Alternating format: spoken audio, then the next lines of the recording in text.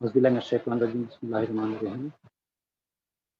Summer कौमी webinar series में आप तमाम हज़रात का इस्तकबाल है।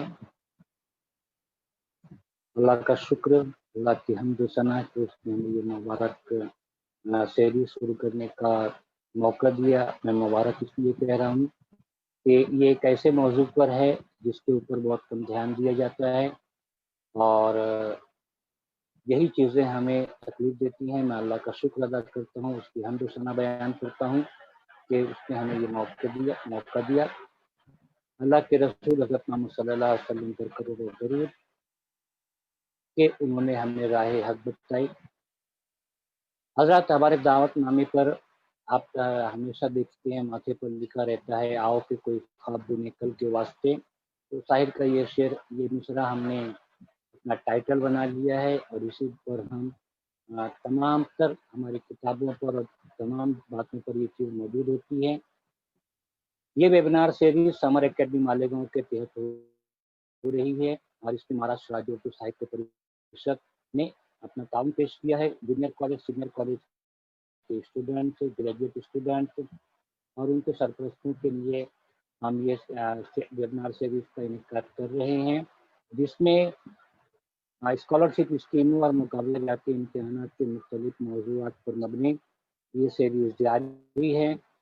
समर वेबिनार कौमी वेबिनार सीरीज का 30 रोज़ा लेक्चर सीरीज का अल्हम्दुलिल्लाह आज 22वां दिन है।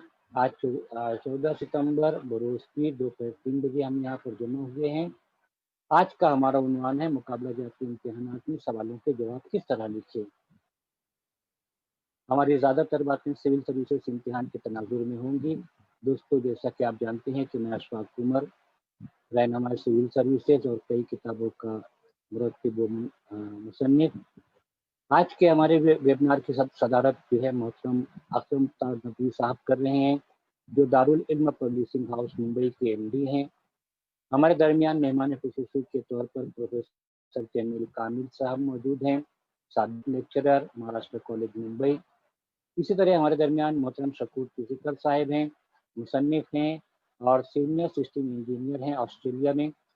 इसी तरह हमारे दरमियान मोहतरम निसार खान साहब मौजूद हैं, जो वेस्ट वार्ड मुंबई बीएमसी के स्कूलों के एडमिनिस्ट्रेटिव ऑफिसर हैं। मोहतरम डॉक्टर इमदाद हुसैन साहब हमारे दरमियान मौजूद हैं, जो कोलकाता की आलिया यूनिवर्सिटी में असिस्टेंट प्रोफेसर के तौर पर अपनी खिदमत अंजाम दे रहे हैं। इसी तरह हमारे दरमियान मोहतरम सैयद अवैस कादरी साहब भी मौजूद हैं, जो Telangana all minority employees and workers association के स्टेट जनरल सेक्रेटरी हैं। इसी तरह हमारे दरमियान मोहतरम अब्दुल कयूम खान, मोहतरम दीगर मेहमानान मोहतरमा यास्मीन सुर्वे साहबा, मोहतरमा शाताज खान साहिबा और कई लोग मौजूद हैं। मैं इन तमाम ही लोगों का इस्तकबाल करता हूँ। आइए हम शुरू करते हैं आज का मौजू। हमारा आज का मौजू है कि मुकाबला जाती इम्तिहानात में सवालों के जवाब किस तरह लिखें। हम यहाँ पर समझने की कोशिश करेंगे कि सवालों के जवाब लिखने में कौन सी चीज़ें तो ज़रूरी हैं और हमें किन बातों का एहतियात रखना चाहिए। मैं आपके सामने स्क्रीन शेयर कर रहा हूँ और उम्मीद है कि आप स्क्रीन शेयर के ज़रिए बहुत कुछ चीज़ें समझ सकेंगे। यहाँ पर आपके सामने स्क्रीन शेयर हुई है। ये हमारा एक टाइटल ही है, आओ कि कोई ख्वाब बुने कल के वास्ते। रहनुमा सिविल सर्विसेज के तनाजुर में हम बात करते हैं। मुकाबला जाती इम्तिहानात की दुनिया में आप तमाम हज़रात का इस्तकबाल है। Welcome to the world of competitive examination. बहुत बहुत शुक्रिया कि आप हमारे दरमियान मौजूद हैं। हमने समर एकेडमी कायम की थी 2018 में और इस समर एकेडमी के तहत हमने साल भर सिविल सर्विसेज की कोचिंग भी की थी। कुछ वजूहात की वजह से उसे बंद करना पड़ा था। हमने समर वर्चुअल एकेडमी का भी तस्वुर पेश किया है और बहुत जल्द हम उसके ज़रिए छोटे से छोटे देहात में मौजूद उन उम्मीदवारों से, उन तलबा से राब्ते में आएंगे जो चाहते हैं कि स्कॉलरशिप स्कीमों और कम्पिटिटिव एग्जामिनेशन पर उनकी रहनुमाई मिले और उनको मालूमात मिले। जैसा कि मैंने बताया कि रहनुमाई सिविल सर्विसेज नाम की एक किताब को मैंने मुरत्तब किया था। 432 सफ़हात पर मुश्तमिल ये किताब इस मौजू पर उर्दू में पहली जामे मुकम्मल किताब अल्हम्दुलिल्लाह। इसी तरह एक दूसरी किताब भी मैंने मुरत्तब की थी, यूनियन पब्लिक सर्विस कमीशन के 10 इम्तिहानात की मालूमात थी इसमें। हम यहाँ पर इम्तिहानी पर्चियों के जवाब कैसे लिखें के मौजू पर बात करेंगे कि मुकाबला जाती इम्तिहानात में हम इम्तिहानी पर्चियों के जवाब कैसे लिखें। यहाँ पर आपके सामने एक बात मौजूद है कि ज़्यादातर तलबा बोर्ड के इम्तिहान में आला नंबर हासिल करते हैं, लेकिन मुसाबिकती इम्तिहानात में नाकाम रहते हैं। उसकी वजह ये है कि वो सही तरीके से जवाब नहीं लिख सकते और किसी भी मुकाबला जाती इम्तिहानात में कामयाबी पाने के लिए ज़रूरी है कि हमारे अंदर उम्मीदवारों के अंदर लिखने की उम्दा महारत मौजूद हो। अब अगला नुक्ता आ रहा है, वो ये है कि इससे कोई फ़र्क नहीं पड़ता कि आपने इम्तिहान की तैयारी में कितना वक़्त लगाया है। लोग चौंक जाएँगे कि मैं ऐसा क्यों कह रहा हूँ? तो उसकी वजह यही है कि इम्तिहान की तैयारी के लिए हम जितना भी काम करते हैं, जितनी भी मेहनत करते हैं, वो हमारे लिए काफ़ी है या नाकाफ़ी है, हमको इसका अंदाज़ा ही नहीं होता। हम मेहनत करते रहते हैं और बहुत ज़्यादा मेहनत करते हैं। जब हम इम्तिहान के लिए निकलते हैं, तो अब वो मेहनत एक तरफ हो जाती है और इम्तिहान हॉल, इम्तिहान का पर्चा और हमारा जवाब एक तरफ हो जाता है। तो हमारी तमाम तर मेहनत जो है, ये बेकार हो जाती है अगर हमने जवाबी पर्चे में अपनी पूरी तैयारी से जो इल्म हासिल किया है, उसको नहीं लिख पाएँ। एक चीज़ और भी होती है इम्तिहान के ताल्लुक से और वो होता है तनाव। तनाव जो है, ये एक ऐसी चीज़ है जो हमारे ज़हन को पूरे तौर पर दबोच कर उसमें तमाम बातों को बाहर निकलने से रोकती है। तो तनाव जो है, हालाँकि फ़ितरी चीज़ है, मगर ऐसा भी नहीं है कि तनाव को कंट्रोल नहीं किया जा सकता। तनाव को कंट्रोल करने की अपने अंदर आदत पैदा करें ताकि टेंशन को कंट्रोल करने की आदत अपने अंदर पैदा करें, ताकि आप ज़्यादा बेहतर तौर पर जवाब लिख सकें। मैंने इससे पहले के लेक्चर्स में बताया था कि एक उस्ताद अपने गुज़र रहे थे, तो उन्होंने कुछ देखा कि लाइब्रेरी में उनका एक स्टूडेंट जो है, वो बैठा हुआ है और ऐसा अंदाज़ा हो रहा है कि वो बहुत ज़्यादा तनाव का शिकार है। वो उसके पास पहुँचे, उन्होंने पूछा कि बेटा क्या बात है? कोई मसला है? उसने कहा कि हाँ सर, अभी मसला ये है मेरे सामने, कि ये जो मेरे सामने सवाल है, इसको मैं समझ नहीं पा रहा हूँ कि ये सवाल में पूछा क्या जा रहा है, ये सवाल में क्या है? सर ने सवाल देखा, उनको समझ में आया और उन्होंने सवाल की पूरी फ़रमाइश की, पूरा क्लियर किया कि सवाल में क्या पूछा गया है। पूरा क्लियर होने के बाद क्वेश्चन उन्होंने पूछा बच्चे से कि बेटा क्या मैं इसका जवाब बताऊँ? तो उस वक़्त स्टूडेंट ने, उस बच्चे ने कहा कि नहीं सर, मुझे जवाब आता है। अगर ये सवाल है तो मुझे इसका जवाब आता है। और ये हमारे सबके साथ ऐसा होता है कि हम सवाल को सही तौर पर समझ नहीं पाते और सवाल को सही तौर पर नहीं समझ पाने की वजह से हम जवाब सही ढंग से दे नहीं पाते। तो यहाँ पर एक चीज़ खुलकर सामने आती है जिसके बारे में हम अभी और भी बात करेंगे आगे। हम यहाँ पर बात शुरू करते हैं, इम्तिहान में जवाब लिखने के तनाजुर में कौन-सी चीज़ें ज़रूरी हैं, कौन-सी चीज़ें हमको ध्यान रखना चाहिए। उसमें सबसे अहम बात ये है कि आप जा को इससे पहले हम बता चुके हैं कि हर कॉम्पिटिटिव एग्ज़ामिनेशन का एक नोटिफ़िकेशन होता है। उस नोटिफ़िकेशन में हर चीज़ क्लियर लिखी हुई होती है। हर नोटिफ़िकेशन में ये भी लिखा होता है कि कैंडिडेट्स को जवाब किस तरह देना है और जैसा कि उस इम्तिहान का सवाल के पर्चे की नौइयत होती है, उसी हिसाब से उसमें पूरी हिदायत लिखी होती हैं, पूरे इंस्ट्रक्शंस लिखे होते हैं, how to answer the questions. ये क्वेश्चन पेपर 2 तरीके के हो सकते हैं, पहला एमसीक्यूज़ हो सकता है, दूसरे डिस्क्रिप्टिव टाइप क्वेश्चंस हो सकते हैं। एमसीक्यूज मतलब मल्टीपल चॉइस क्वेश्चंस। उसमें एक सवाल होता है, उसके 4 जवाब दिए होते हैं। स्टूडेंट्स को उसमें से एक सही जवाब जो है चुनना होता है। और एक तरीका ये होता है, जैसा कि ये डिस्क एमसीक्यूज का सिस्टम जो होता है, ये सिविल सर्विसेज प्रीलिम्स में होता है और भी बहुत सारे इम्तिहानात में होता है। और इंशाइया तरीके के सवाल है जिसमें हमको वजाहत करना होती है, जवाब अपने हाथ से लिखना होता है। ये डिस्क्रिप्टिव टाइप क्वेश्चंस भी होते हैं। तो दोनों तरीके के जवाबात के लिए पूरी हिदायत हर नोटिफिकेशन में होती है। तो आप को चाहिए कि आप ये मोहताजी खत्म करें कि आपको कोई रहनुमाई करे कि सवाल का जवाब कैसे लिखना है। वो मोहताजी इस तरह खत्म हो सकती है कि आप नोटिफिकेशन में जवाब लिखने से मुतालिक तमाम तर हिदायत को अच्छी तरीके से पढ़ें। ये हिदायत आपको एक दूसरी जगह भी मिलेगी। जब आपके सामने आंसर बुक आएगा तो उसमें भी पूरे तौर पर वाज़ेह तौर पर लिखा होता है कि आपको किस तरह जवाब लिखना है। एमसीक्यू है, अगर वहाँ पर तो आपके हाथ में ओएमआर शीट दी जाएगी। ओएमआर शीट जब आपको दी जाएगी तो उसमें आपको कुछ बातों का ध्यान रखना ज़रूरी है। पहला पहला ध्यान जो है कि जिस जगह जो बात लिखने की हिदायत की गई है, उस जगह वो बात साफ और वाज़ेह राइटिंग में लिखें और उसमें किसी भी किस्म की कोई काट-छाँट ना हो। उसके अलावा और किसी जगह कुछ ना लिखें, एक पॉइंट भी ना बनने दें। और जब आप सवाल हल करना शुरू करेंगे, तो अच्छी तरह सोचने समझने के बाद जब आप किसी भी सवाल का जवाब ए, बी, सी, डी या 1, 2, 3, 4 में से कोई चुन लेते हैं, तो वहाँ पर दी हुई हिदायत के मुताबिक कहीं-कहीं पेन का कलर भी बताया जाता है कि आपको कौन-सी कलर की पेन से वहाँ पे जो राउंड है, उसको फिल करना है। तो आप उसमें क्वेश्चन पेपर में, आंसर पेपर में जो भी हिदायत दी गई है उसके मुताबिक राउंड करें, दायरे को भरें, सर्कल को पूरा फिल करें।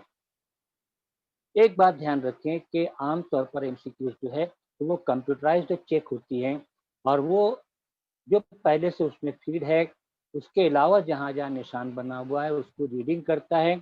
आपने अगर एक सवाल का जवाब लिखा, उसके बाद आपको लगा कि ये जवाब नहीं है, ए नहीं है जवाब बल्कि सी है और आपने ए को चाहा कि उसको खुरिच कर या किसी तरीके से उसको साफ करके सी में लिखें, तो आपको ना ए काबिल कबूल होगा वहाँ पर क्योंकि वो स्कैनिंग के वक़्त या चेक करते वक़्त वो आ जाएगा और सी में आपका जवाब भरना आपके लिए बेकार हो जाएगा। ये तमाम तर हिदायत आपके आंसर बुक में होती हैं।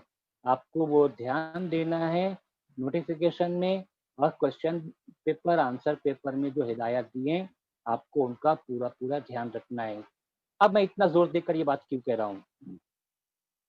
इसलिए कि मैंने ज़्यादातर स्टूडेंट्स को देखा है कि वो पढ़ाई करने के ऊपर पूरी मेहनत करते हैं।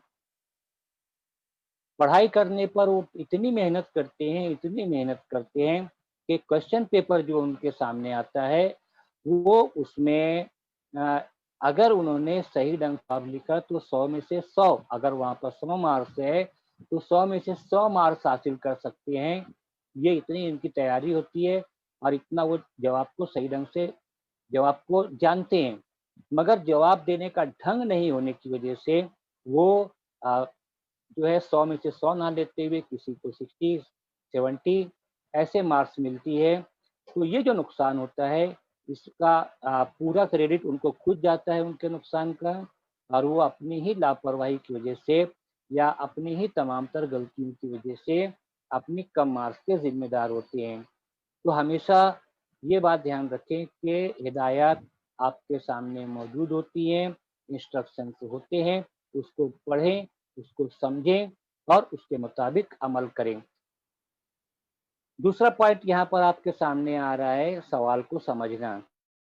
इससे मुतालिक मैंने अभी पीछे बताया था कि सवाल को समझें, वो आम स्कूल कॉलेज के क्वेश्चंस की तरह नहीं होते हैं, बल्कि उसमें थोड़ा बहुत ट्विस्ट होता है, थोड़ा सा घुमा फिरा कर पूछा जाता है और अगर आपने गौर किया तो आपको पूरा पूरा सवाल समझ में आ जाएगा। और जिस वक्त आपने सवाल को सही ढंग से समझ लिया तो वहां पर आपको पता चलेगा कि जवाब तो आपको आता है, क्योंकि आपकी मेहनत कभी भी रायगा नहीं जाएगी। आपको ऐसा लगता होगा कि आपने एक मौजू पर, एक टॉपिक के ऊपर बहुत भरपूर मेहनत की है और वो आपके ज़हन में मौजूद नहीं है, तो ये आपकी गलतफ़हमी है। आपने अच्छी तरह किसी चीज़ की स्टडी की है, तो वो आपके दिमाग में मौजूद होती है। बस सवाल को सही ढंग से समझ लें, जवाब आपके पास होता है। और सवाल को समझने में अगर आपने गलती की, तो आपकी ये छोटी-सी गलती आपका पूरा रिज़ल्ट खराब कर सकती है। 3 नंबर पर यहाँ पर हमारे सामने आता है अल्फ़ाज़ की गिनती। आपको जो डिस्क्रिप्टिव टाइप के क्वेश्चंस होते हैं, जो ऐसे इंशाइए तौर पर आपको जो जवाब लिखने के लिए कहा जाता है, तो वहाँ पर कहा जाता है कि आपको किसी भी एक सवाल का जवाब जो है 100 अल्फाज में, 150 अल्फाज में, 200 अल्फाज में, 300 अल्फाज में, 1000 अल्फाज में, ऐसे अल्फाज की कैद दी जाती है। कहा जाता है कि आपको इतने अल्फाज में जवाब लिखना है। बाकायदा उसकी स्पेसिंग होती है और वो स्पेस के अंदर ही वो जवाब लिखना होता है। आप जब यूपीएससी की वेबसाइट पर और बहुत सारी वेबसाइट्स पर जाएँगे, तो आपको मॉडल आंसर बुक मिलेगी। मॉडल आंसर बुक किसी भी क्वेश्चन पेपर, किसी भी एग्ज़ाम में आप जा रहे हैं, तो उसका मॉडल आंसर बुक हासिल करने की कोशिश करें और जजमेंट लें कि जवाब लिखने के लिए कितनी जगह दी जाती है। उसके बाद अपनी मशक करें, अपनी प्रैक्टिस करें कि आप जब लिखेंगे तो एक लाइन में आप कितने वर्ड्स लिख सकते हैं।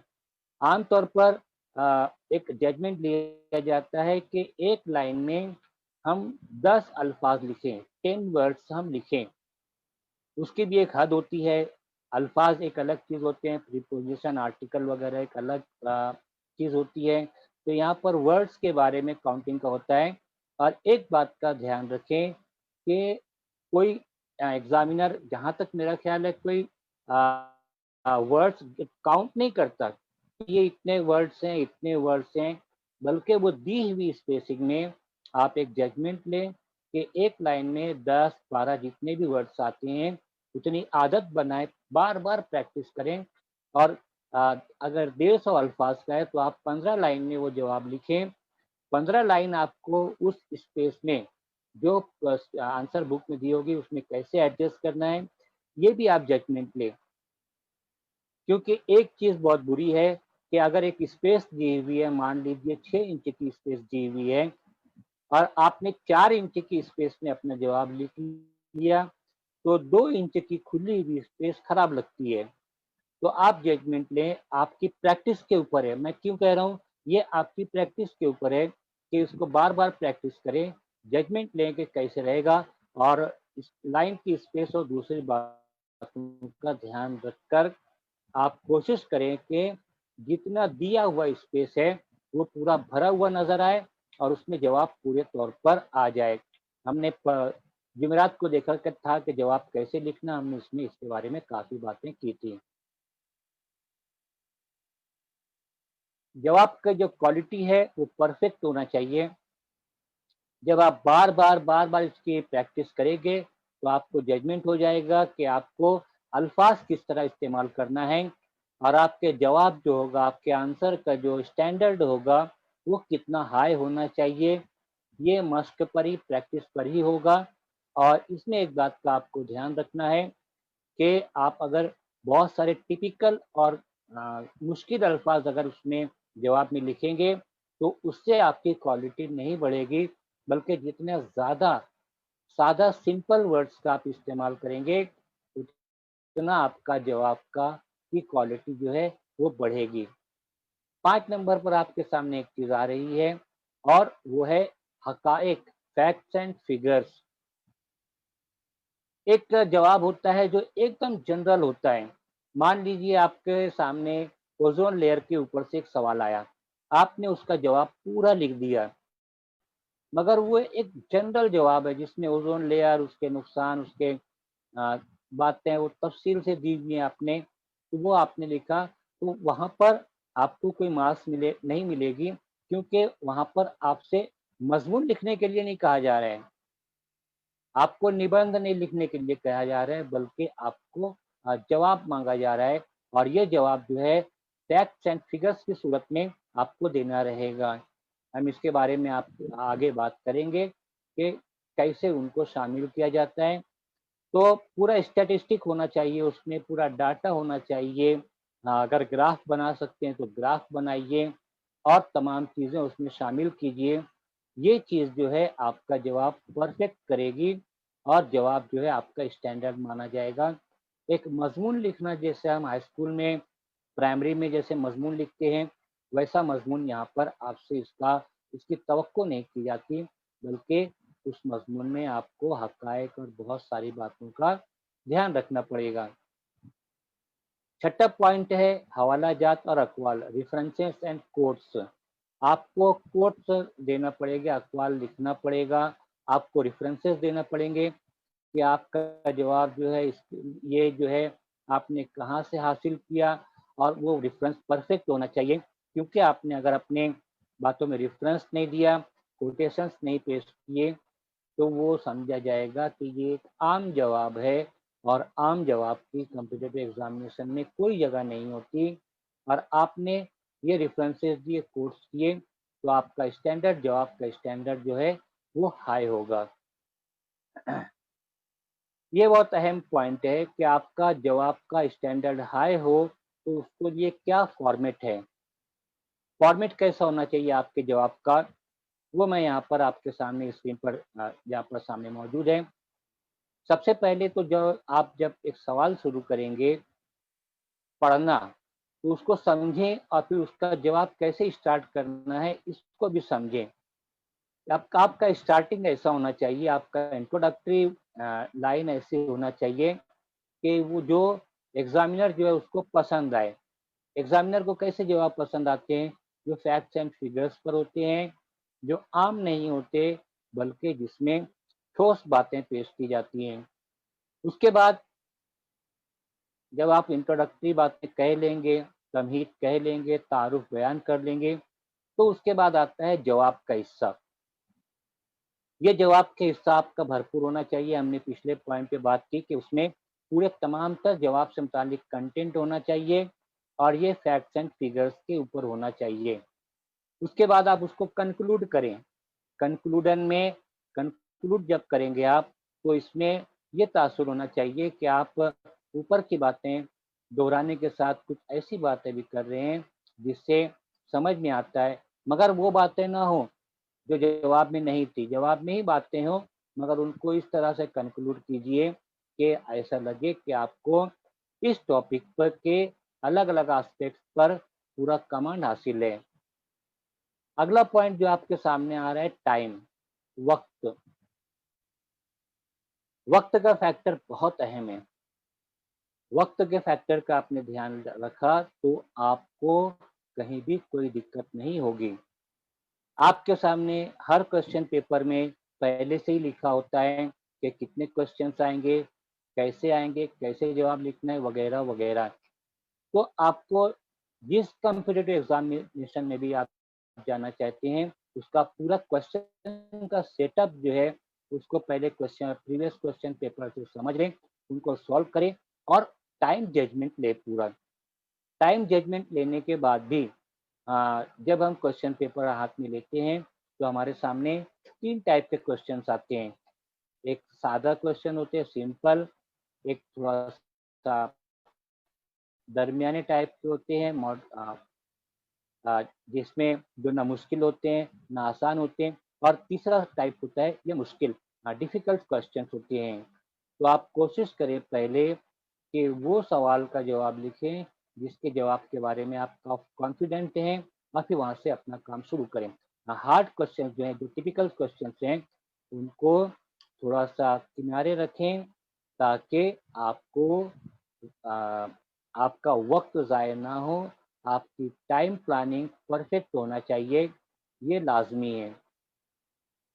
नेगेटिव मार्किंग भी बहुत ज़रूरी है, उस बात पर ध्यान रखना। बहुत सारे जो टेस्ट होते हैं, बहुत सारे जो एग्ज़ाम्स होते हैं, उसमें नेगेटिव मार्किंग होती है। नेगेटिव मार्किंग जो होती है, तो उसमें आपने अगर नेगेटिव मार्किंग का आपने ध्यान नहीं दिया, तो आपका जवाब जो है वो आपने जो गलती की है उसका भुगतान, उसका नुकसान आपको बर्दाश्त करना पड़ेगा। तो इसीलिए पीछे जो हमने बात की थी क्वेश्चन के टाइप्स की, तो उसी के हिसाब से आप क्वेश्चन सॉल्व कीजिए। जब आप क्वेश्चन को सॉल्व करने लगेंगे तो वहाँ पर आपका टाइम मैनेज होगा, और जब आप ऐसे क्वेश्चंस पर आएँगे जिनका जवाब आपको नहीं पता है, तो वहाँ पर आप अपना अंदाज़ा मत लगाइए। जहाँ पर नेगेटिव मार्किंग है, आपने अंदाज़ा लगाया और जवाब लिख दिया, तो आपका जवाब अगर गलत आया, तो आपकी मार्क्स जो है वो माइनस होती है, और जो एक बड़ा नुकसान होता है।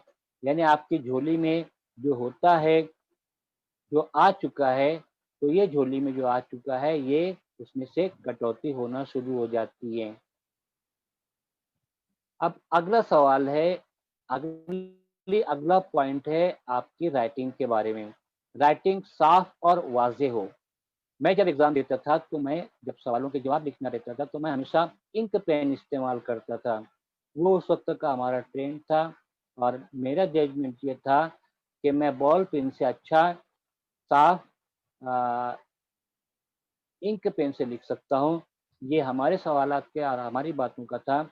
अभी यहाँ पर आप दी हुई हिदायत के मुताबिक आप प्रैक्टिस करें, ज़्यादा से ज़्यादा प्रैक्टिस करें, और ज़्यादा से ज़्यादा प्रैक्टिस आप जब करेंगे, तो आपको उसके फ़ायदे मिलेंगे। बहरहाल आपकी राइटिंग साफ और रीडेबल होना चाहिए। एक-एक लफ्ज़ जो है वो पढ़ते आना चाहिए। ऐसा ना हो कि एग्ज़ामिनर को पढ़ने में तकलीफ़ हो। जब वो तकलीफ़ अगर होगी, तो उसका नुकसान आपको होगा। तहरीर साफ़ और काबिल मुताला हो, ये उस वक़्त भी होगा जब आप सादा और आसान ज़बान इस्तेमाल करेंगे। सबसे अहम पॉइंट जो आज का हमारा है, वो है लास्ट पॉइंट हमारा 753 रूल। 753 रूल की हर तरफ वकालत की जाती है, उसके बारे में कहा जाता है कि कैंडिडेट्स को 753 रूल का इस्तेमाल करना चाहिए। तो हमको 753 रूल जो है इसको समझना पड़ेगा। यहाँ पर पहला यहाँ पर पहला जो है 7, तो 7 का मतलब होता है कि आप जो है हर जवाब जो है 7 मिनट में लिख सके, ऐसी प्लानिंग कीजिए। यहाँ पर हम चूँकि हर तरीके के कॉम्पिटिटिव एग्ज़ामिनेशंस की बात कर रहे हैं, इसीलिए हम कहेंगे कि आप जिस कॉम्पिटिटिव एग्ज़ाम में शरीक होना चाहते हैं, उस कॉम्पिटिटिव एग्ज़ामिनेशन का कितने कितने क्वेश्चंस आते हैं और कितना टाइम मिलता है, उसके हिसाब से उसको अरेंज करें, और आप देखें कि आप एक क्वेश्चन के लिए कितना टाइम दे सकते हैं। अभी सिविल सर्विसेज प्रीलिम्स में आपके सामने स्क्रीन पर आपके सामने क्वेश्चन पेपर में आता है 100 सवाल, 2 घंटा दिया हुआ होता है, 2 घंटा यानी 120 मिनट। तो 120 मिनट में आपको 100 क्वेश्चन सॉल्व करना रहते हैं, तो उसमें आप एक जजमेंट लेके वहाँ पर आपको एक क्वेश्चन के लिए 1 मिनट का वक़्त मिलता है। तो ये होता है जजमेंट। यहाँ 753 रूल जो है, ये राइटिंग में आपको जो लिखना है, आपको जो डिस्क्रिप्टिव क्वेश्चंस के आंसर लिखना है, उसके बारे में है। तो वहाँ पर अगर आपको 3 घंटे के अंदर 6 सवाल पूछे जा रहे हैं, या 3 घंटे में 2 सवाल है, या जितने भी सवाल हैं उसके हिसाब से आपको टाइम फैक्टर का यहाँ पर प्लानिंग पहले से करना है। यहाँ पर 7 मिनट पर क्वेश्चन के हिसाब से बोला गया है। 5 जो है, 5 का मतलब होता है कि आपको 5 पॉइंट्स कम से कम 5 पॉइंट्स जो हैं, इसका उसमें जवाब में ज़िक्र करना है, और कीवर्ड्स जो हैं, कीवर्ड्स और की पॉइंट्स जो हैं, वो उसमें आना चाहिए। जब आप कीवर्ड्स का इस्तेमाल करेंगे, की पॉइंट्स का इस्तेमाल करेंगे, तो आपकी बात परफेक्ट होगी। 3 जो है 3 जो है इसका मतलब होता है कि आपको 3 डायमेंशंस में इसके ऊपर रोशनी डालनी है, और वो पॉइंट्स जो हैं, जैसे सोशल, इकोनॉमिक, पॉलिटिकल और ज्योग्राफिकल पर्सपेक्टिव से भी उस जवाब को लिखना है, और उसके अगेंस्ट में भी लिखना है, कंक्लूजन भी करना है, व्हाट, व्हाई, हाउ वगैरह का भी आपको ध्यान रखना है। तो उसके 3 डायमेंशन जो हैं, 3 डायमेंशन जो हैं हर चीज़ के जो होते हैं, आपको उसका ध्यान रखना रहेगा आपके जवाब में वो 3 डायमेंशंस आए। जब आपके जवाब में 3 डायमेंशंस आएँगे, आपके जवाब में कम से कम 5 पॉइंट्स आएँगे जो इस जवाब से रिलेटेड हैं, तो आपका जवाब परफेक्ट होगा। और टाइम मैनेजमेंट के साथ आप ये तमाम चीज़ें देखेंगे, तो यकीनन आपको लगेगा कि आपने एक अच्छा जवाब लिखा। मैं फिर से कहूँगा कि आप कैंडिडेट्स जो है ये भरपूर मेहनत करते हैं, मगर कुछ ऐसी बुनियादी गलती करते हैं जिसका खुमियाजा भुगतना पड़ता है, जिसका नुकसान होता है। तो अपनी मेहनत को ज़ाया ना होने दें, बल्कि वो बेसिक बातों के ऊपर ध्यान दें, जिनकी वजह से आपको जिनका अनदेखा करने पर आपको नुकसान हो सकता है और जिससे आपकी मार्क्स कम हो सकती है। और ये चीज़ें तो ऐसी है जिसका हर हाल में आपको ध्यान रखना है। अगर आपने ध्यान नहीं रखा, तो आपको जैसा कि मैंने बताया नुकसान होगा, और वो बातें तो आपको सामने बार-बार आती ही है ना। तो फिर क्यों हमेशा ये शिकायत आती है कि वो स्टूडेंट्स जो हैं, कैंडिडेट्स जो हैं, वो जवाब को सही ढंग से नहीं लिख पा रहे हैं। क्या ज़रूरत पड़ती है हर एग्ज़ाम में हर बात को बार-बार वाज़ेह करने की? उसका मतलब यही है कि स्टूडेंट्स जो हैं, वो ये गलतियाँ बार-बार करते रहते हैं। इसीलिए उन हिदायत में जो क्वेश्चन पेपर आंसर बुक में होते हैं, उनमें वक़्त के साथ इज़ाफ़ा होता है, कमी नहीं होती। जिस वक़्त उन हिदायत में कमी होना शुरू हो जाएगी, तो उस वक़्त तो हमको अंदाज़ा होने लगेगा कि हमारे कैंडिडेट्स, हमारे स्टूडेंट्स जो है, वो सवाल को समझने और जवाब को देने के वाक़ई काबिल हो चुके हैं। ये थी मेरी बातें इस टॉपिक पर। इसके ऊपर से अगर कोई सवाल हो, स्क्रीन शेयर करने का फिर से कहा जा रहा है, मैं फिर से स्क्रीन शेयर करता हूँ यहाँ पर आपके सामने। एग्ज़ाम्पल के सामने हम ग्रुप में बात करेंगे, क्योंकि इतना हर टॉपिक हमारा हर टॉपिक एक नंबर से लाओ, हर टॉपिक हमारा इतना अ, वसी होता है, इतना कि उसके ऊपर हम आधे पौना घंटे में बात नहीं कर सकते। इसी के लिए हमने ग्रुप बनाया है, हमारे स्टूडेंट्स का ग्रुप बनाया है, और इस ग्रुप में हम सवालों के जवाब देते हैं। तो वहाँ पर आप सवाल पूछिए, हम आपके सामने हमने तो यहाँ पर पेश नहीं की मॉडल आंसर बुक, वहाँ पर हम आपको मॉडल आंसर बुक भी आज आपको देंगे, और बहुत सारी बातें वहाँ पर आपके सामने आपके ग्रुप में कोई डिस्कस नहीं होता, तो आप पहले पॉइंट तो रीड कीजिए। आप सवाल पूछेंगे तो डिस्कस शुरू होगा। यहाँ पर पहली स्क्रीन मैंने ये शेयर की थी। यहाँ पर मैंने कुछ बातें की थी। पहला पॉइंट मैंने बताया था कि नोटिफिकेशन में और आंसर शीट में जो हिदायत होती हैं, उनको समझ कर पढ़ें और उन पर अमल करें। सेकंड पॉइंट हमने बात की थी सवाल को समझने के मुतालिक। मैंने एक मिसाल के ज़रिए बताया था कि सवालों को समझना बहुत ज़रूरी है। तो सवालों को समझ लें, सवाल को समझ लेंगे तो आपको जवाब अ, आपके पास है, तो आपके जो जवाब है वो आपके ज़हन में होते हैं, आपकी मेहनत रायगा नहीं जाती। वर्ड काउंट के बारे में मैंने बात की थी कि वर्ड काउंट जो है 200, 300, 100 वर्ड्स के बारे में बोला जाता है। तो आपको मैंने बताया था आपको किस तरह उन बातों का ध्यान रखना है। चौथा पॉइंट था जवाब की क्वालिटी के बारे में। आगे के पॉइंट्स में भी इस बात को बयान किया गया था। आपका जो जवाब जो है उसकी क्वालिटी बेहतरीन होना चाहिए।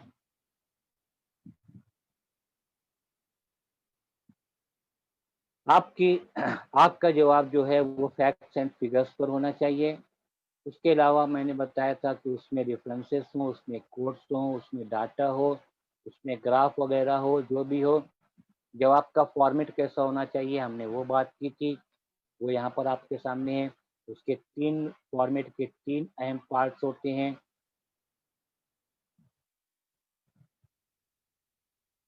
उसके बाद वक्त के बारे में मैंने बताया था कि वक्त की प्लानिंग बहुत ज़रूरी है। नेगेटिव मार्क्स की बात हुई थी। आपकी राइटिंग कैसी होना चाहिए, उससे मुतालिक हमने बातें की थी। और आखिरी बात हमने 753 रूल के बारे में बात की थी। क्वेश्चंस अगर उनके आंसर नहीं दे पाया था मैं, तो उनको फिर से टाइप कीजिए, या मैं यहाँ पर चैट्स को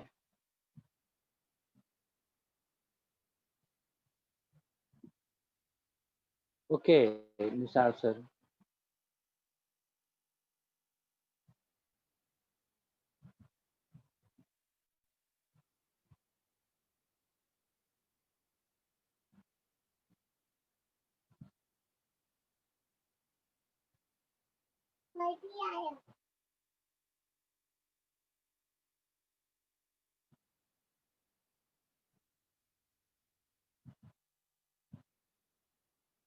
वेलकम शबाना साहिबा। क्वेश्चंस आपके।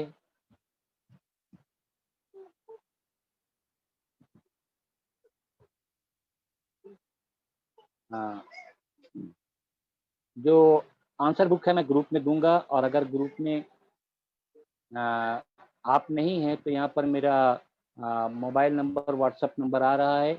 आप वो नंबर, उस नंबर पे मुझे मैसेज करें।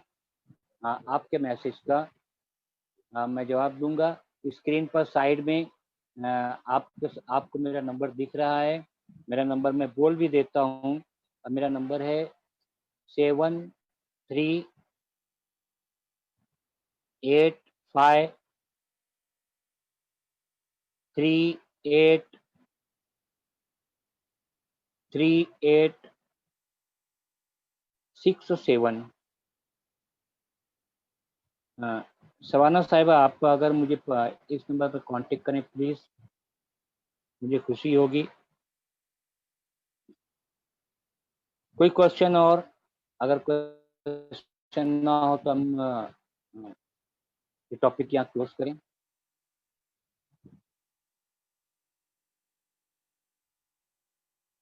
जनरल कोर्ट ने आपको जो क्वेश्चन है उसके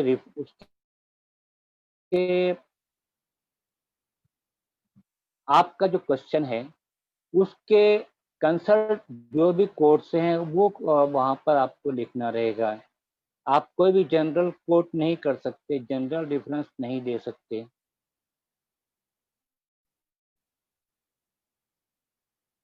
हाँ, यही मेरा नंबर है, 73 85 38 38 67। प्लीज मुझसे पर्सनल पर कांटेक्ट कीजिए। कोई कोर्ट्स रिलेटेड टू क्वेश्चन होना चाहिए। आप रिलेटेड कोर्ट्स के लिए आप पर्सनल पे कांटेक्ट कीजिए, ग्रुप में कांटेक्ट कीजिए। I will provide.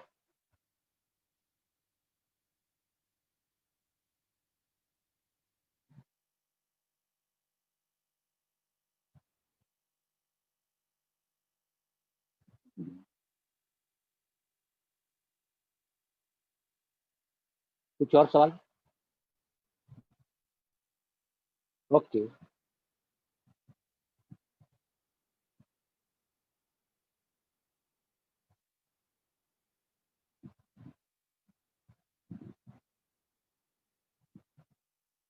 इस वक्त में देने जाना चाहिए, देना नहीं जाना चाहिए, गवर्नमेंट तय कर रही है, आप तय करें।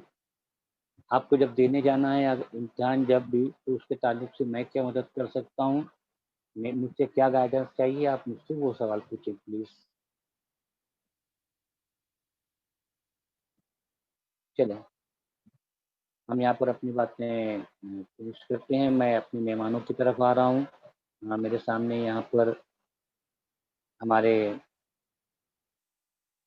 एक अजीज़ दोस्त बीएमसी के निसार खान सर मौजूद हैं। मैं उनसे चाहूँगा, बॉम्बे बीएमसी के इंतहाई मुतहर्रिक एओ हैं ये एडमिनिस्ट्रेटिव ऑफिसर, मैं उनसे चाहूँगा कि वो हमारे सामने अपनी बातें पेश करें। Nisar sir please. अस्सलाम वालेकुम।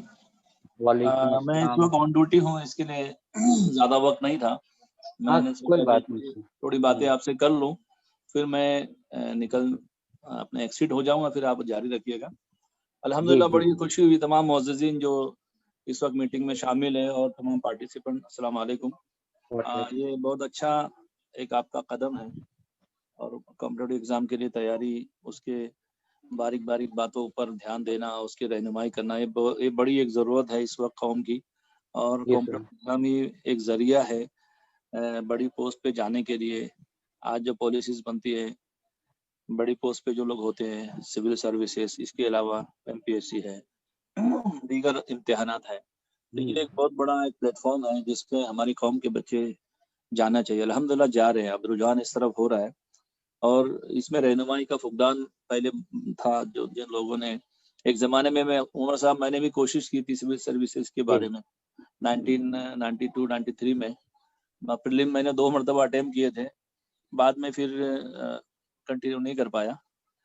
और जैसे अपने यहाँ मालेगाँव से एक माशाल्लाह कैसर खालिद जो है, वो उन्होंने भी उस वक़्त इतनी रहनुमाई थी नहीं, लेकिन मेहनत करके आगे बढ़े अल्हम्दुलिल्लाह। हमारे यहाँ बम्बई में कैसर खालिद साहब है, वहाँ कैसर साहब है, ये कैसर खालिद साहब है, जो आईपीएस है। तो ये उन्होंने भी एक प्रोग्राम में अपनी सारी बातें रखी थी, किस तरह पढ़ाई करके वो आगे बढ़े, मगर गाइडेंस पहले था नहीं। अब अच्छा प्लेटफ़ॉर्म है, जो लोग शरीक है इस सेमिनार में और जो बाज़ों के बच्चे होंगे, बाज़ खुद होंगे, ये एक अच्छा प्लेटफ़ॉर्म है। आपने क्लासेस भी शुरू की है, जितना आपसे हो सकता है आप मुहैया जी, करा रहे हैं और बच्चों को आगे बढ़ना चाहिए। एग्ज़ाम में किस तरह बिल्कुल। जवाबात लिखने हैं, बच्चे बड़े अच्छे अंदाज़ में आपने नुकात रखे। एक बात मैं और कहूँगा, इसमें ऐड करना चाहूँगा, जो जी। भी एग्ज़ाम में शरीक होता है, आखिरी के 15 मिनट या 20 मिनट हुँ, कुछ ना कुछ वो जी। अलग रखने चाहिए, रिज़र्व रखने चाहिए, ताकि दोबारा जितना पेपर हो गया है, उस पे एक नज़रसानी कर सके। बाज़ मरतबा जल्दी-जल्दी में कोई सवाल छूट जाता है। तो एग्ज़ाम लिखना भी एक बहुत बड़ा फ़न है जिसको कहेंगे। और ये मैं एक बात शेयर करूँगा उमर साहब, मैंने जी। बीएससी करने के बाद बीएड किया, फिर एमए इंग्लिश किया।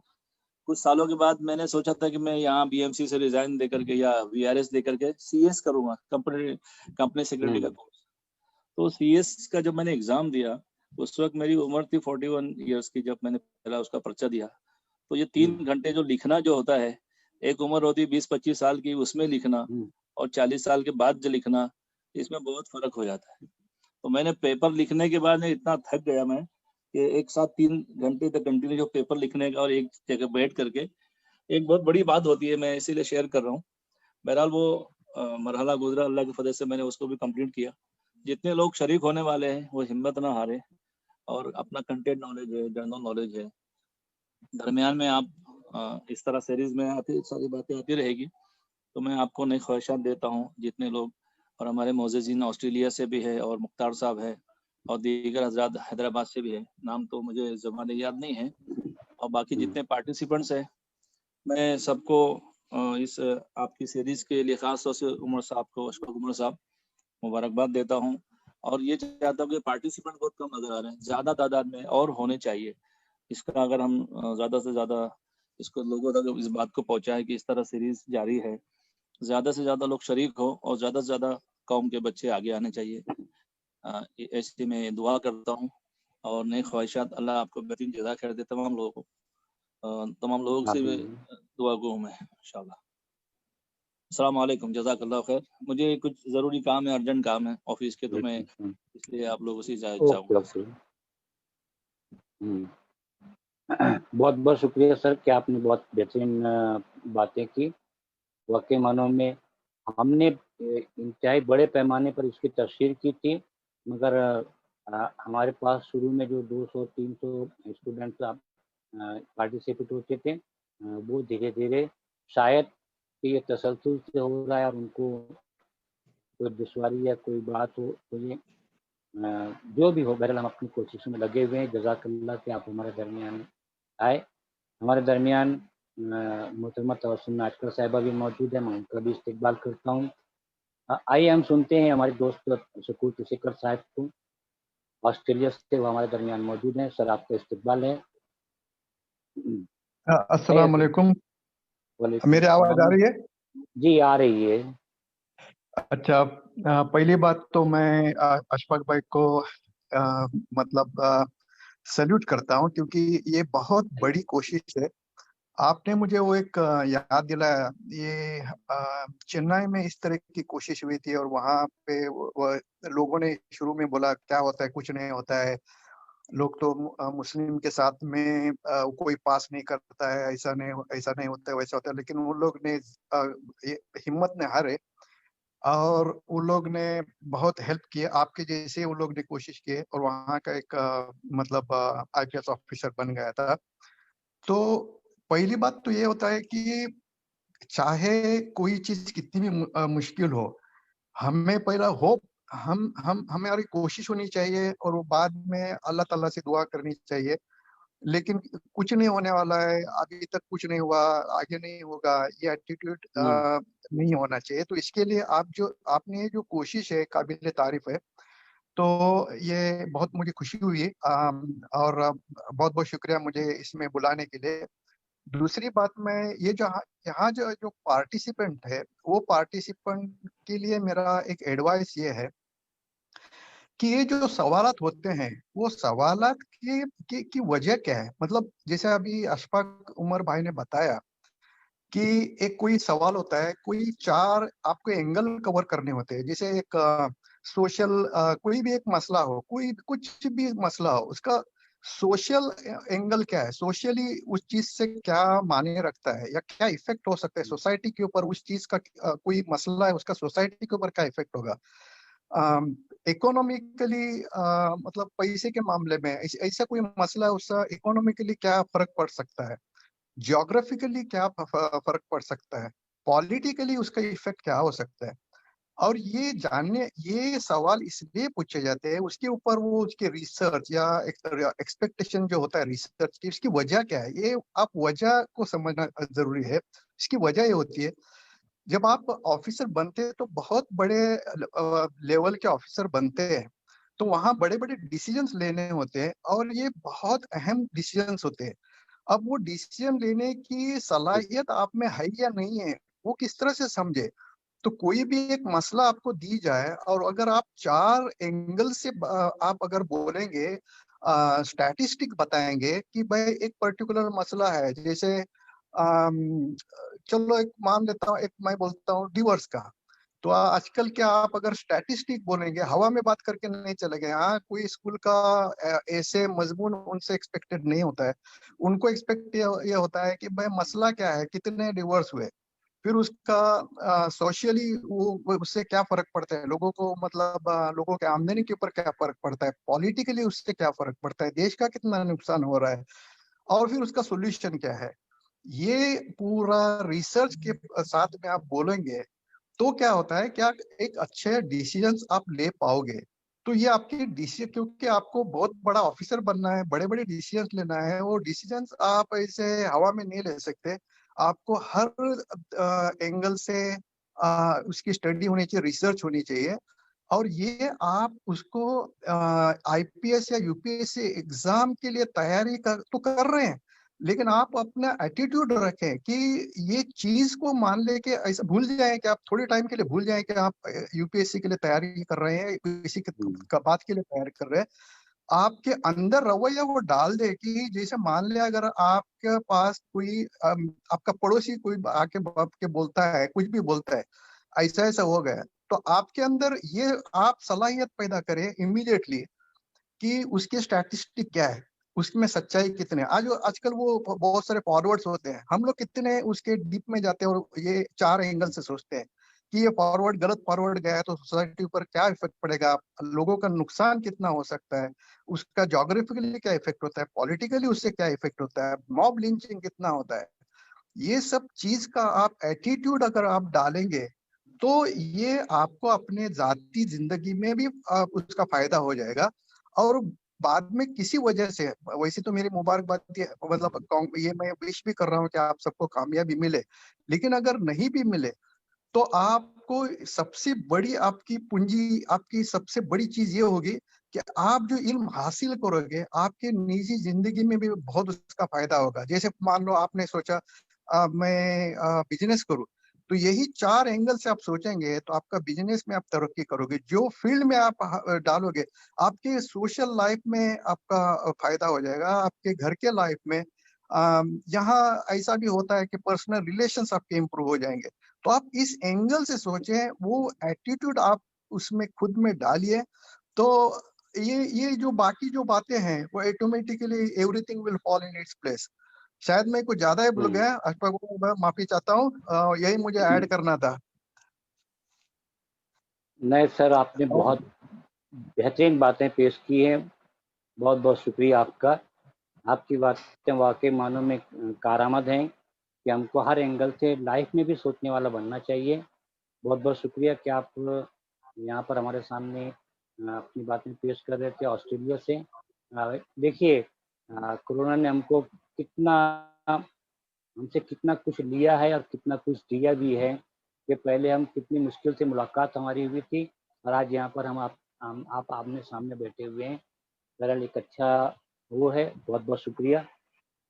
मैं इसके बाद हमारे दोस्त अवैस कादरी साहब से गुजारिश करूंगा कि वो हमारे दरमियान आए, अपनी बातें पेश करें। इंतहाई मुतहर्रिक तालीमी और जिंदगी के कई मामलात में मुतहर्रिक शख्सियत हैं, मैं उनका इस्तेकबाल करता हूँ। आइए सर अवैस साहब, अपना माइक ऑन कीजिए प्लीज। जी सर। अस्सलाम वालेकुम वरहमतुल्लाहि वबरकातुहू। अभी मेरी बड़ी खुशनसीबी है साहब कि आप जैसे दानिश्वरों के दरमियान में मुझे आज यहाँ पर मौका देने का जनाब अशफाक उमर साहब ने मौका अता फरमाया। अभी जैसा साहब फरमा रहे थे कि कोरोना की तरफ से चंद चीज़ें गवाई हैं, तो अल्लाह ताला ने उससे ज़्यादा दिलाई भी हैं। वो इसी का नतीजा है जो हम आज यहाँ पर बैठ के आप तमाम हजरात से आमने सामने गुफ्तगू कर रहे हैं। अब मैं आप लोगों के उतना दानिश्वर तो नहीं हूँ कि कोई सवालों का जवाब, मैं तो साहब के जो सवाल दिए थे उसके जवाब मैं खुद लिख के ला लिया था। मैं थोड़े मिसाल कैसा है, इम्तिहान के बारे में बात चल रही है यहाँ पर। इम्तिहान ऐसी चीज है जिससे हर जीरो को अपनी अपनी जिंदगी में किसी ना किसी शक्ल में गुजरना पड़ता है। इम्तिहान नाम है उस चीज का। और इम्तिहान की आमद से पहले तलबा में, असातिज़ा में, मुंतज़िमीन में एक बेचैनी शुरू हो जाती कि कैसे उसको टैकल करें। मैं सवालात के जवाबात के लिए तो यहाँ पर नहीं बैठा था, लेकिन हमारी तंजीम को आपने आज मौका दिया। Telangana all minority employees and welfare workers association, हमारे सदर मोहतरम भी यहाँ पर मौजूद हैं। आज हमारी तंजीम की तरफ से पूरे तेलंगाना के अजला वाले भी इसमें ज्वाइन होने की कोशिश कर रहे हैं सब लोग, क्योंकि तालीम के मामले में आल मेवा ख़ास तौर से उर्दू की तालीम के मामले में हम दूसरों से एक 10 कदम आगे चल रहे हैं। वहाँ पर हम तेलंगाना में, हैदराबाद में एम्प्लॉइज़ की एसोसिएशन है। रही बात मेरी, ख़ास तौर से मेरा जो अभी बोल रहे थे कि मद्रास से तहरीक शुरू हुई, तो मुझे बड़ी खुशी हुई कि मेरा ददियाल है आम्बूर। मैं वानियमबाड़ी से ताल्लुक़ है, मेरा ददियाल का मद्रासी हैं हम लोग भी। तो ये चीज़ साउथ में से जो भी शुरू होती है तो मद्रास या हैदराबाद से ही शुरू होती है। तालीम का मैदान ऐसा है कि तलबा के लिए जितना भी उसमें दौड़ते जाएं वो कम ही होता है, क्योंकि मैं मेरे लड़के को देखता हूँ, वो मेडिसिन कंप्लीट किया है उसने इस साल, उसकी भी पढ़ाई देखता हूँ। उसको भी मैंने सिविल सर्विसेज में ज्वाइन करने की कोशिश की थी, तो वो बोला कि मैं मेडिकल के बाद भी कर सकता हूँ डैडी, बोला उसने। तो मैं बोला कि क्योंकि हमारे मुसलमानों में डॉक्टर्स की भी कमी है, तो इसलिए यहाँ पर हम हैदराबाद में ज़्यादा तालीम के ऊपर, तेलंगाना में मुसलमान ज़्यादा जो हैं तालीम के ऊपर ही हम इंटरेस्ट लेते हैं। तालीम के मैदान में दूसरी सूबों से आगे बढ़ने की ज़्यादा से ज़्यादा कोशिश करते हैं हम लोग। रही बात, साहब ने उससे पहले भी जनाब निसार खान साहब ने भी एक बात कही थी कि तलबा को आखिर के जो 10-15 मिनट जो खाली रखना है वो काफ़ी अहम चीज़ है। वहीं पर तालिब इल्म डगमगा जाता है। लेकिन मेरा जो यहाँ पर मौजू था थोड़ा इससे हटकर है। मैंने भी हमारे यहाँ पर एक CEDM centre for education development of minorities, आप लोगों ने उसका नाम सुना होगा।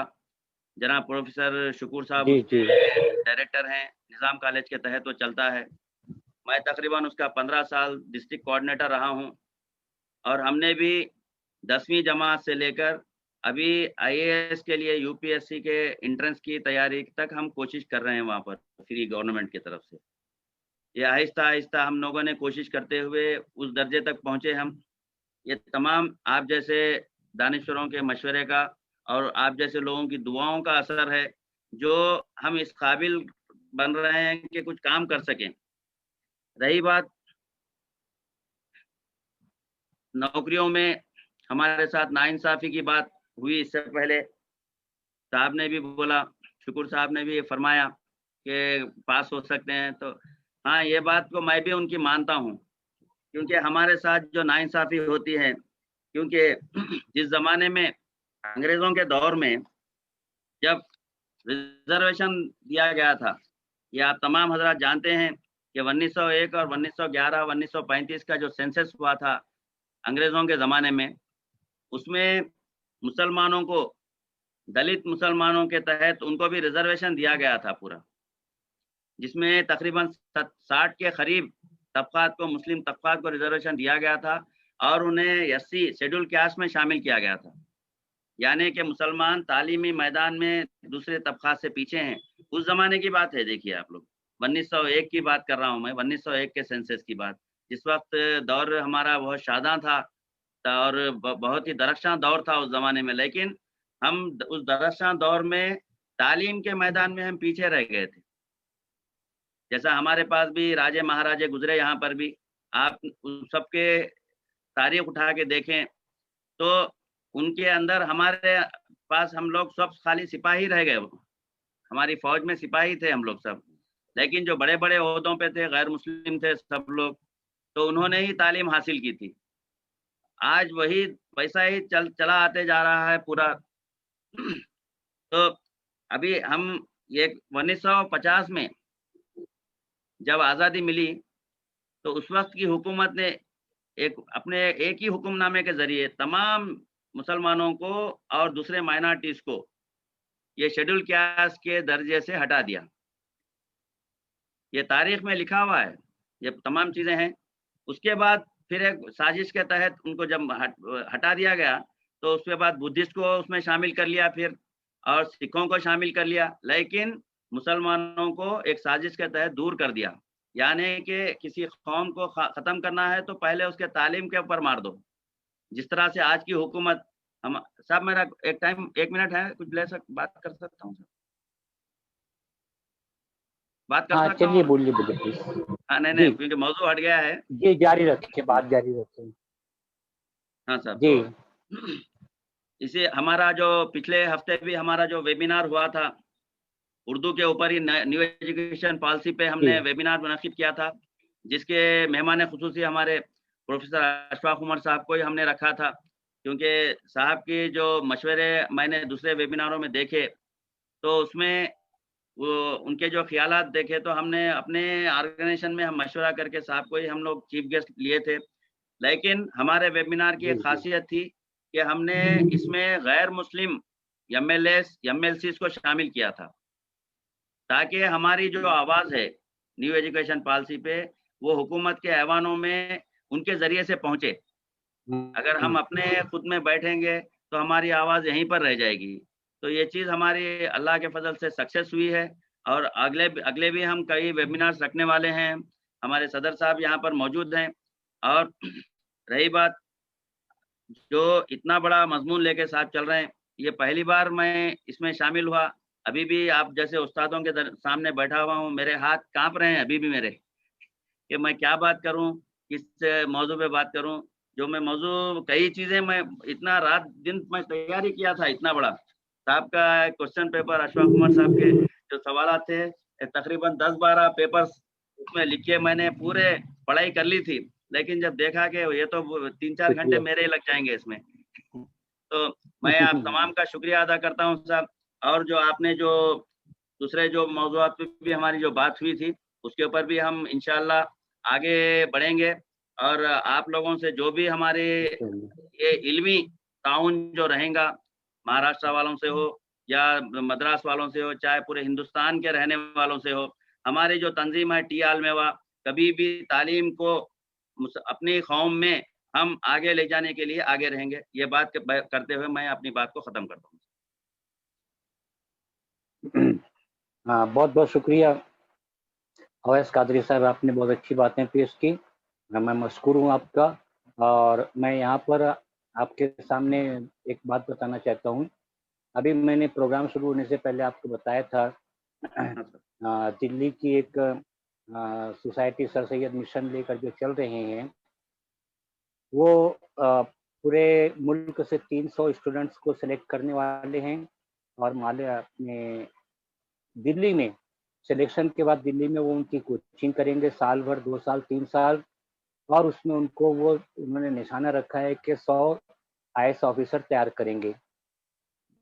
उन्होंने कहा था कि वो पूरे मुल्क में अपने कोऑर्डिनेटर्स मुकर्रर कर रहे हैं। महाराष्ट्र में उन्होंने मुझे कोऑर्डिनेटर बनाया है, और अभी यहाँ पर तेलंगाना में, कर्नाटक में, बेंगलोर वगैरह में, और नीचे साउथ में और भी उनकी कोशिशें जारी हैं। तो कादरी साहब, फारूक साहब, आप भी मौजूद हैं। मैं आप दोनों को तवज्जो करना चाहूँगा। मैं आपको मटेरियल भेजता हूँ, आप भी वो देखिए और कोशिश कीजिए कि तेलंगाना में आप लोग किस तरह इसके ऊपर अमल कर सकते हैं, बच्चों को फ़ायदा दे सकते हैं, वो देखें। और फारूक साहब, मैं आपसे रिक्वेस्ट करूँगा कि आप जुमेरात के हमारे वेबिनार में शरीक हों बतौर मेहमान और इस मौजू पर बात करें। आपकी बातें मैंने देखा, सुना, मुझे अच्छा लगा कि आप वाकई मानों में तालीम का बहुत अच्छा दर्द रखते हैं। उसी के साथ मैं एक बात और बताना चाहूँगा आप तमामी हजरात को कि बहुत जल्द summer educational care foundation establish होने वाला है, और जिसके जरिए हम पहले स्टेप में स्कॉलरशिप स्कीमों की मालूमात देना शुरू करेंगे। हमारी कोशिश होगी कि हम पूरे हिंदुस्तान में हर शहर में ऐसे सेंटर्स कायम करने की तरफ लोगों को राग़िब करें, ताकि वो अपने शहर के जो बच्चे हैं उनको हर तरीके की स्कॉलरशिप की मालूमात दे सकें।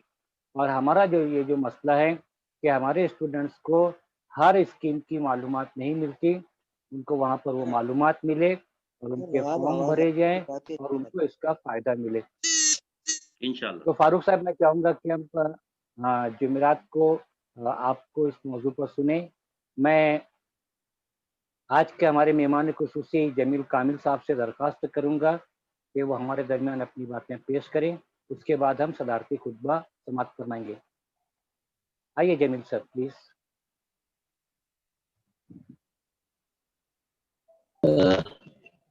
सर, आप हेडफोन इस्तेमाल करें ना प्लीज। हेडफोन एक मिनट में, उसमें आपको सहूलत हो जाएगी। हाँ,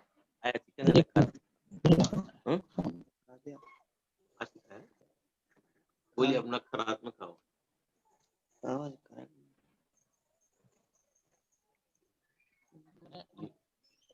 आवाज नहीं आ रही है? आवाज आ रही है आवाज।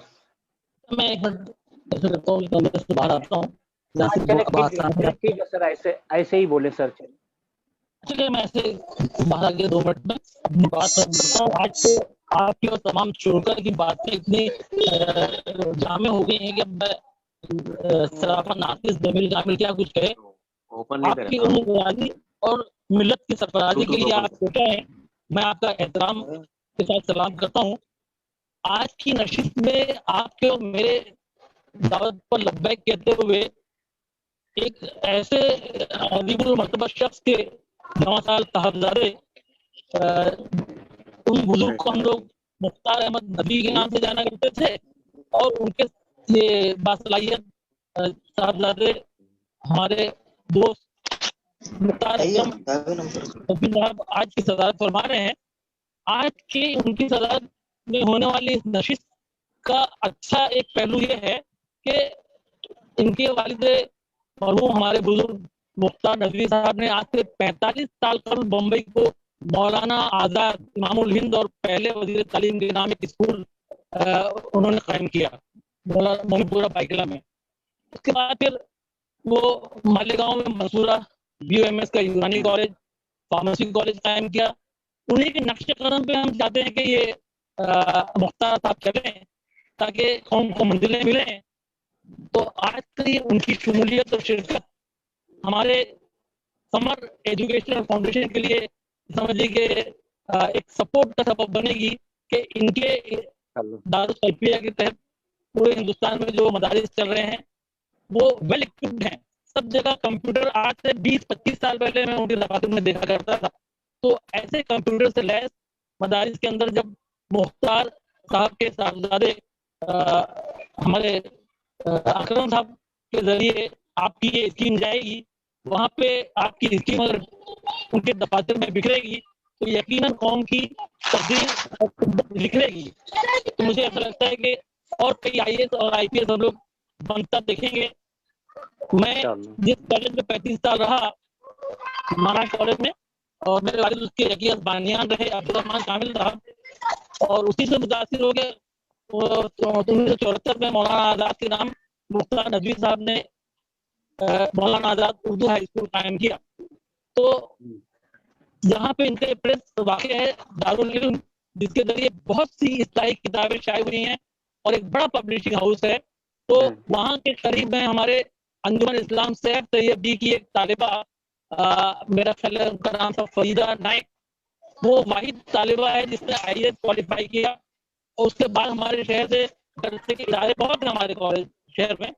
लेकिन अब आज की हमारी इस नशिस्त में अकरम मुख्तार की शिरकत से मुझे ऐसा लगता है कि नई मंजिलें आपकी स्कूल को मिलेंगी, और हम लोग जो है आपकी स्कीम को उनके मदारिस में नाफिज करके कई बच्चों को जो है आपकी स्कीम से फैज तो पहुंचाएंगे स्कॉलरशिप के लिए, और कई बच्चों की तरबियत IAS और IPS के लिए करेंगे। तो मेरा ख्याल है कि जल्द ही हम लोग 2-3 साल के अंदर इसके समर एकेडमी के सम्राट को फूलता फलता देखेंगे। मैं मेरी जानिब से सदर जलसा आज के अकरम साहब, जिनका खराबी तबीयत के बावजूद भी डॉक्टर ने बेड रेस्ट के लिए कहा है, लेकिन आज की हमारे नशीब में वो इस जज्बे के तहत कायम है कि मुझे मेरे कौम के लिए कुछ करना है मेरे वालिद मरहूम की तरह। तो मैं उनका बहुत मशकूर हूँ अशफाक साहब की अकेडमी और जमील कामिल के खर्च से। तो इस शेर के साथ अपनी बात खत्म करता हूँ कि जब इरादे अमल में ढलते हैं तब कहीं रास्ते निकलते हैं। तो ऐसे ही तरक्की के रास्ते निकलेंगे। मैं समझता हूँ कि हम लोग उनके सेहत याबी के लिए दुआ करें और हमारे साथ वो जुड़ेंगे तो कई रास्ते जो है वो तरक्की की ओर मुड़ेंगे। अपनी बात को मैं इस बात पर खत्म करता हूँ। बहुत बहुत शुक्रिया जमील कामिल सर, बहुत बहुत शुक्रिया। मैं यकीन रखता हूँ कि मेहनतें जो हैं वो ज़ाय नहीं होती, और इंशाअल्लाह हम सब मिलकर कुछ ऐसा रास्ता निकाल ही लेंगे जो इस कौम के लिए मुफीद कर साबित होगा इंशाअल्लाह। मैं इंतहाई अदब व एहतराम के साथ अकरम मुख्तार साहब को मदऊ करता हूँ कि वो आए और सदारती खुतबा पेश करें। जी सर, आइए। बिस्मिल्लाहिर्रहमानिर्रहीम, अल्हम्दुलिल्लाहि रब्बिल आलमीन, वस्सलातु वस्सलामु अला सय्यिदिल मुरसलीन, अम्मा बाद। सबसे पहले मैं अल्लाह ताला का शुक्र अदा करता हूँ कि उसने हम सबको एक इंतहाई नेक और अच्छे मकसद के लिए इकट्ठा होने का मौका दिया। इसके बाद हम मोहतरम जनाब अशफाक उमर साहब, जो इस तहरीक के बानी और रूह रवां हैं, और फिर उन्हीं के साथ साथ दीगर जो शुरकाए मजलिस हैं, उन सब का हम शुक्र अदा करते हैं। और अल्लाह रब्बुल इज़्ज़त से हम दुआ करते हैं कि अल्लाह ताला हमारी नीयतों में इखलास पैदा करे और हमें कामयाबी से हमकिनार करे। हजरात, आप खूब अच्छी तरीके से वाकिफ हैं कि हमारा मुल्क इस वक्त किस तरह के हालात से दो चार है। ऐसे में हम तमाम लोग जो पढ़ने और पढ़ाने से जुड़े हुए हैं, हम सब की जिम्मेदारी बनती है कि हम सब सर जोड़कर इस बात की फिक्र करें कि अपने मुल्क और मिल्लत की भलाई के लिए हम क्या कर सकते हैं, और हमें इसका हल तलाश करने की कोशिश करना चाहिए। ये जो मुकाबला जाती इम्तिहानात हैं और इसकी तैयारी के सिलसिले में जो रहनुमाई का सिलसिला जो ये चल रहा है, जो शुरू किया है हमारे अशफाक उमर साहब ने, अल्लाह उन्हें जज़ाए खैर दे, ये भी दरअसल इस मुल्क और मिल्लत की इस्लाह की एक कड़ी है और ये उसकी तरफ एक बेहतरीन कदम है जिसे मजबूत और पायदार करना हम सब की जिम्मेदारी है। क्योंकि किसी भी मुल्क की तरक्की और तामीर, इसमें जो आला सरकारी मुलाजमीन होते हैं वो पसे पर्दा रहते हुए इंतहाई अहम किरदार अदा करते हैं, और अब उनकी तादाद जो अच्छे अखलाक के हामिल हों, आपको खूब पता है कि वो किस कदर कम हो गई है। कौमी ज़रूरियात का अंदाज़ा लगाने, उनके मुताबिक पॉलिसियां बनाना, उसकी तश्कील देना और उन पर अमल दरामद कराने वाले लोग ये इंतहाई मुखलिस, दयानतदार, बासलाहियत और वफादार होते हैं, तो जाके फिर मुल्क का नाम दुनिया में रोशन होता है और वो फिर वो तरक्की के दौर में वो आगे बढ़ते हैं। वरना वो फिर जो है ना मुल्क पीछे चला जाता है, जैसे कि हमारी सूरत हाल है। जब हम हमारी तादाद इस तरह की मुलाजिमतों में थी तो वो मुल्क हमारा वो सोने की चिड़िया कहलाता था। लेकिन अफसोस कि धीरे धीरे धीरे धीरे गैर महसूस तरीके से ये खत्म हो गया। अब अल्लाह का लाख लाख शुक्र है कि इस सिलसिले में काफी बेदारी आ चुकी है और काम भी हो रहा है। रहमानी फाउंडेशन, हज कमेटी, और अभी अभी जो अशफाक उमर साहब ने बताया कि दिल्ली में जो सर सैयद एकेडमी उन्होंने जो शुरू किया, जिसमें 300 से ज्यादा तलबा शरीक हो रहे हैं, और खुद हमारी ये समर एकेडमी, ये इंशाअल्लाह इसी तरीके से जो है ना, अल्लाह से दुआ है कि अल्लाह ताला इसका बेहतर समर पैदा करे। और बस ये कि ये इतनी बड़ी आबादी वाले मुल्क में ये बहुत ही मामूली तादाद है।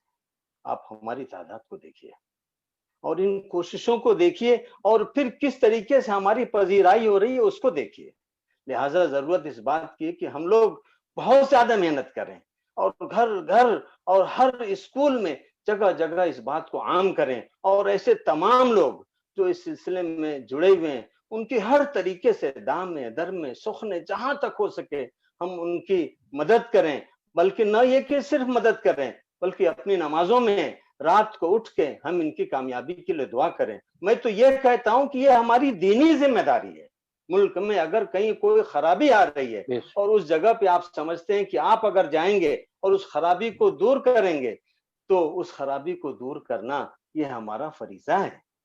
हमारे रसूल ने तो हमें ये सिखाया था कि मन राम इनको मुनकरन, तुम में से कोई आदमी जब किसी भी बुराई को देखे तो वो उसे दूर करना उसकी जिम्मेदारी है। हम सिर्फ खामोश बैठे रहें और हम छोटे छोटे अख्तलाफात में उलझे रहें। अल्लाह ताला जज़ाए खैर दे अशफाक उमर साहब को और इनके जैसे बहुत सारे साथियों को, और वो जो तमाम लोग इस सिलसिले में शरीक हुए हैं, कि अल्लाह ताला इनमें अखलास पैदा करे और इन्हें दिन दूनी रात चौगुनी तरक्की अता फरमाए। मेरी तबीयत साथ नहीं देती, बस मैं आप तमाम हजरात के लिए इतना कहना चाहता हूं कि आप आगे बढ़ें और इंशाअल्लाह इंशाअल्लाह ये पूरे मुल्क का हर फर्द आपका साथ देगा और आप अल्लाह पे भरोसा कीजिए, आप एक अच्छा काम लेके आगे बढ़े हैं, इंशाअल्लाह आपके राह में रुकावट नहीं आएगी। आज का जो मौजू था उस सिलसिले में बहुत सारी, वो एक टेक्निकल चीज थी, मैं तो इस फील्ड का हूं नहीं, लेकिन उसमें एक बहुत ही अहम चीज जो अशफाक उमर साहब ने कहा था कि जो तमाम तैयारियों पे पानी फेर देती है वो तनाव या टेंशन जिसको कहते हैं। हम बहैसियत मुसलमान इस तनाव और टेंशन का इतना बेहतरीन इलाज है कि वो अगर आदमी उसको अपना ले तो वो कभी उस तनाव और टेंशन का शिकार होगा ही नहीं। इसलिए, और वो है तकदीर पर ईमान।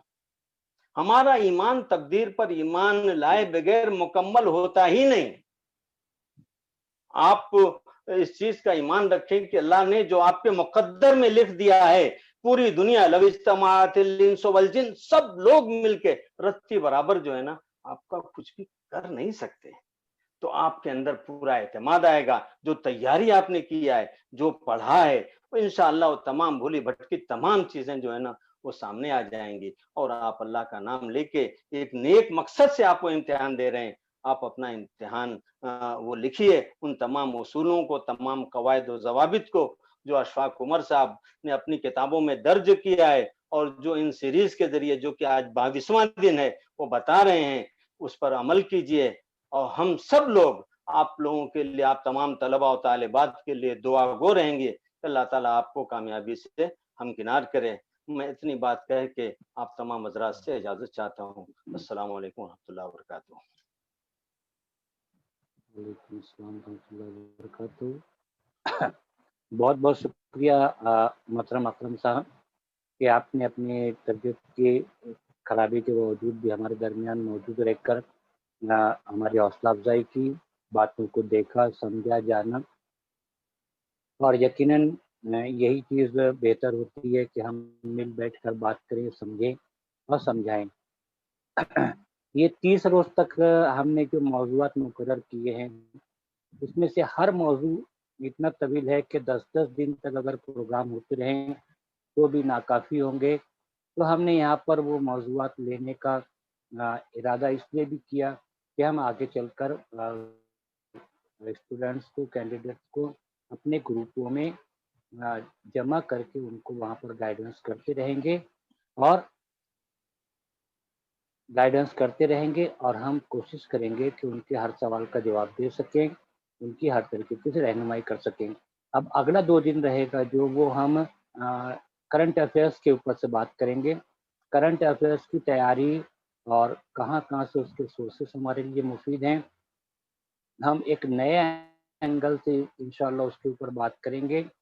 हम बताएंगे कि सही तरीका क्या है, हम कोशिश करेंगे इन मौज़ूआत पर बात करने की। बहुत बहुत शुक्रिया तमाम ही लोगों का जो हमारे दरमियान मौजूद हैं।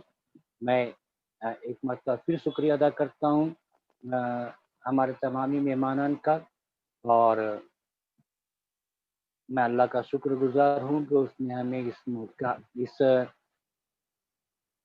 अल्लाह का शुक्रगुजार हूँ कि उसने हमें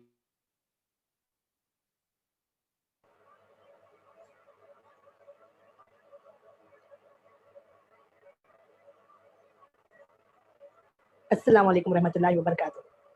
Am I audible, sir?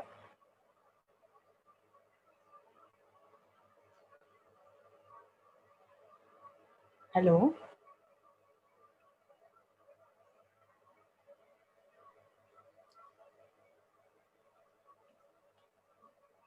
Hello.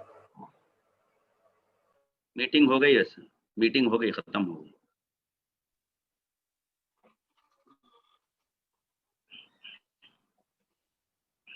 Meeting हो गई है।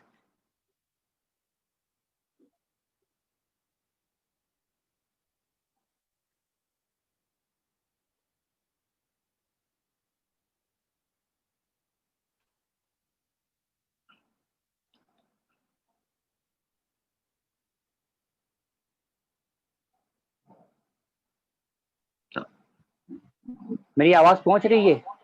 पहुंच रही सर, पहुंच रही। हाँ, चलिए। तो मैं फिर से एक मरतबा तमामी लोगों का शुक्रिया अदा करता हूँ। आज के प्रोग्राम के सदर मोहतरम अकरम साहब का शुक्रिया अदा करता हूँ कि उन्होंने नासाज़ियत तबाह के बावजूद हमारे दरमियान आना पसंद किया, हमारे दरमियान मौजूद रहे और अपने ज़रूरी ख्यालात से हमें नवाजा। मोहतरम अवैस कादरी साहब, मोहतरम शाहताज, मोहतरम हमारे निसार खान साहब, जमील कामिल साहब और तमाम ही लोग जो इस महफिल में आए, मैं उन तमाम का शुक्रिया अदा करता हूँ और उम्मीद करता हूँ कि आप हमारे तमाम प्रोग्राम इसी तरह देखते रहेंगे। अभी 8 दिन तक हमारे दरमियान मुख्तलिफ टॉपिक्स पर बातें होती रहेंगी। इंशाअल्लाह हम फिर मिलेंगे और मैं चाहता हूँ कि हमारे प्रोग्राम के सदर मीटिंग की इख्तिताम का ऐलान करें या मुझे इजाज़त दें कि मैं ऐलान करूं। अकरम साहब, इजाज़त है? जी बिल्कुल, हाँ, पूरा हो गया। तो जी, हमारे आज इजाजत के है। प्रोग्राम के सदर की इजाज़त से मैं एक मरतबा फिर आप तमाम लोगों का शुक्रिया अदा करते हुए इस मीटिंग के इख्तिताम का, वेबिनार के इख्तिताम का ऐलान करता हूँ। अल्लाह हाफ़िज़।